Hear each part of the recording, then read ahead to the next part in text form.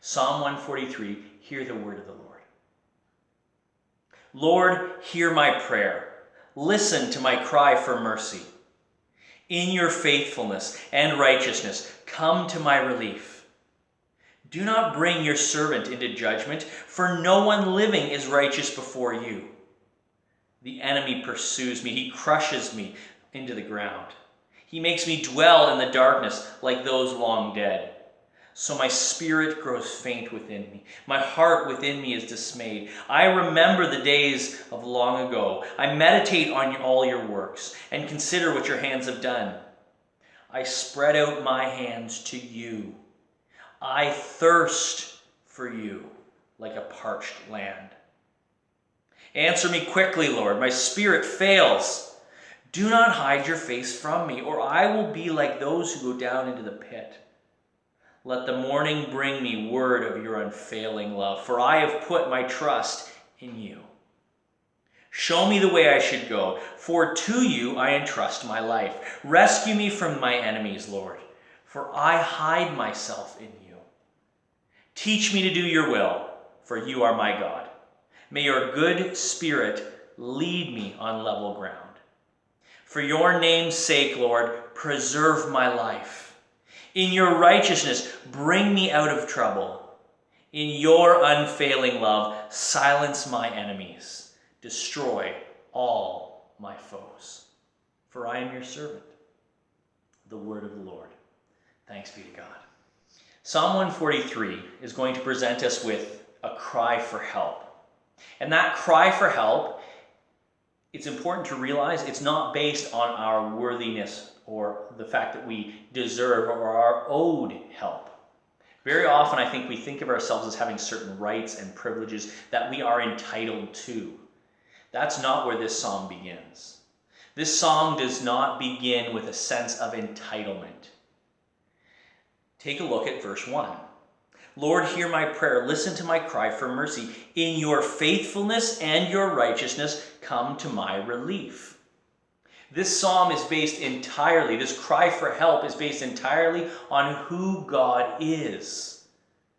It's in that reality that the psalmist puts his hope. And that's very important for us. That's what grace is. It's founded not on who we are, but in who God is. At Faith Baptist Church, we often repeat over and over again this little helpful device for remembering what grace really means in Scripture. It doesn't cover all of it, but it is helpful for capturing much of it. We say, grace is God because of who he is, doing for us what we do not deserve and could not do for ourselves. Grace is God because of who he is, doing for us what we do not deserve and what we cannot do for ourselves. And that is the basis of the psalmist's hope, God's grace. Not only is it found in verse 1, but if we go to the end of the psalm, we'll find it there as well. Verse 11 and 12 return us to the theme of God's grace and his glory. For your name's sake, Lord, preserve my life. In your righteousness, bring me out of trouble. In your unfailing love, silence my enemies. Destroy all my foes, for I am your servant. Did you hear it there? For your name's sake, preserve my life. Because of who God is, the glory he deserves. In your righteousness, bring me out of trouble. Again, pointing to the Lord, not ourselves, not to the psalmist. In your unfailing love, silence my enemies. Finally, destroy all my foes, for I am your servant.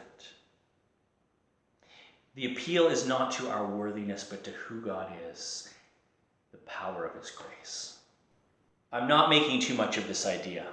Look at verse 2. Do not bring your servant into judgment, for no one living is righteous before you. The psalmist immediately makes it clear that any answer of prayer, any answer to his petition, is not based on his worthiness to receive God's salvation. It's not based on his worthiness to be defended over and above his enemies. It's not based on what he has done that he cries out to God. It's based on who God is.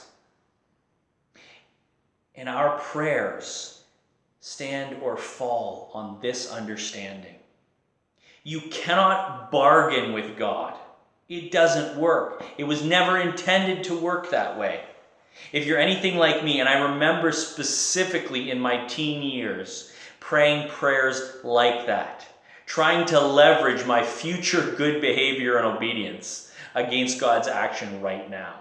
God, if you will just do this, I will serve you for the rest of my life. If you will just do that, I will change the way I am. If you will just do this, I will give you that resource, that aspect of my life. We bargain with him thinking that if we can just find the right incentive, God will act. But it's not based on incentive, what we can offer to God. It's based on who God is and what he has already promised to do. In the same way, it's not based on what we bring. One of the incentives we're tempted to bring, one of the things that we think will induce God to action, is our past behavior, what we have to offer at the table. God, don't you see how I've already lived up to so much of what you've called me to? Don't you see all the hours I've spent helping the needy? Don't you see all the hours I've spent investing in my church? Don't you see all the hours I've spent putting up with my neighbor or my family? God, I am a great guy. You owe this to me. Do you hear that? How that's bargaining as well? It really is. The psalmist insists that it is not on the basis of his righteousness God should act. It is based solely on the person and character of the God to whom he prays. Of course, this comment from the psalmist brings forward another point, and a point that we need to hear. The truth of the matter is this: sin is ubiquitous. Sin has corrupted everything. It has impacted everything. If the psalmist were merely to stand up and ask God, bring justice, he would find himself on the quote-unquote wrong side of that justice.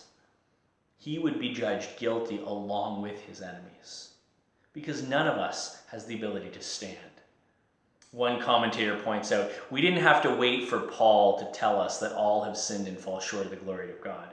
This reality, this truth is found on every page of Scripture. Our need for salvation, the fact that we are lost and broken, and we live in a lost and broken world. Everything that follows is the product of sin. Everything that follows is either the product of the personal sin of the one praying, the fact that we have gone wrong, the fact that we have broken God's laws, and not by accident, not by some misstep that we didn't see the line and accidentally wandered into a pasture where we didn't belong, or wandered into a place that we had no business being. We have chosen repeatedly and deliberately to do what we knew we ought not do. And we suffer because of it. But not only does our sin impact us, the sin of others also impacts us. When others do wrong, it hurts us as well. Sin always impacts community. It always breaks relationship. There's always a fracturing between you and I when sin is present. It's just the way sin works in the world. And as we follow through the psalm, we see that. We see that the psalmist grows faint. His heart is dismayed. Sin has done its deadly work. And that is the first defining reality you and I need to recognize coming through Psalm 143. We live in a sin-broken world. But the gospel of this passage, the gospel of the psalm, the good news of Psalm 143 is that sin and its devastation does not have the final word. If you look in verse 8, the psalmist speaks very clearly. He says, "Let the morning bring me word of your unfailing love, for I have put my trust in you." You probably noticed, or you may have noticed, that the psalm actually splits between verse 6 and 7. There's two parts. And verse 7 and following leads us to this hopeful expectation that God is undoing what sin has wrought in the world, what we have wrought by our sin in the world.